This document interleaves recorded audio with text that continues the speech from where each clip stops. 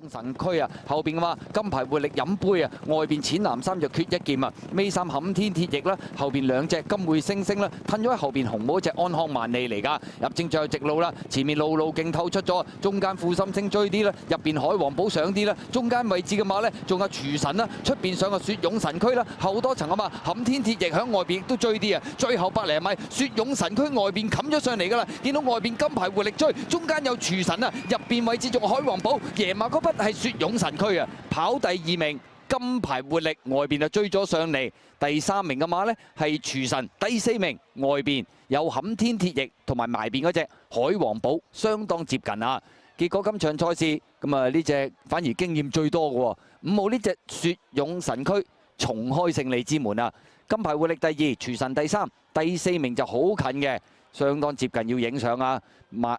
邊位置啦，冚天鐵翼入邊啊，海王寶係咪入邊高少少啊？要影相啊！